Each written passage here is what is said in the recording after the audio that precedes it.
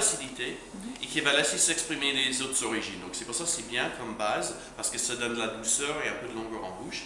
Et c'est par hasard, c'est un café dit nature. On a juste séché les cerises au soleil et on a ratissé pendant à peu près 4 à 6 semaines pour décortiquer naturellement le café. Donc il n'y a pas eu cette étape, ce qu'on appelle de fermentation, qu'on va avoir dans d'autres cafés qui vont être plus acidulés. Voilà. Donc là on fait ce qu'on appelle casser la croûte. Donc on va s'approcher, c'est là où on va libérer les arômes et on va pousser le marc vers le fond et sentir les différentes tasses. Si c'est trop plein, ben, ça déborde. Donc ça nous évite un peu à manger et ça aussi, ça laisse développer les arômes subtils du café. La chaleur va masquer un tout petit peu la finesse du café, les subtilités, donc il est bien c'est pour ça qu'on déguste plusieurs stades. Anthony, tu veux faire le troisième? Donc là, j'ai un Mexique biologique. Il y a pas mal de cultures biologiques au Mexique. C'est une des origines qu'on trouve plus facilement. Parce qu'on a d'autres origines en biologique et labellisées qui sont vendues en plus petite quantité, sont des cafés plus rares.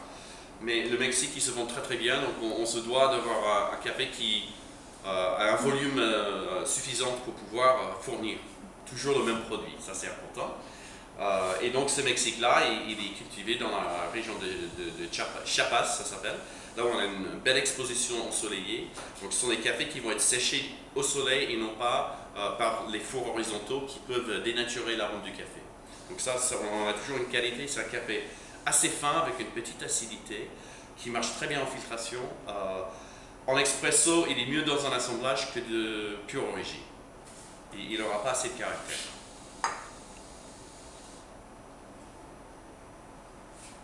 Bon, je vous explique toutes les origines, après on déguste comme ça serait à la bonne température. Après j'ai un Costa Rica de la région de Taratu.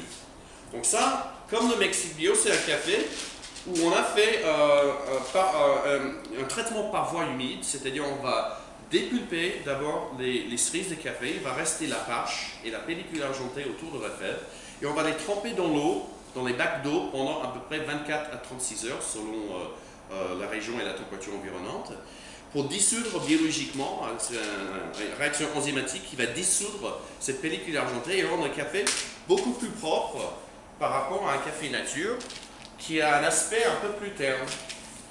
Alors que là, on a un café, dit café vert, c'est bien plus vert, couleur un peu jade.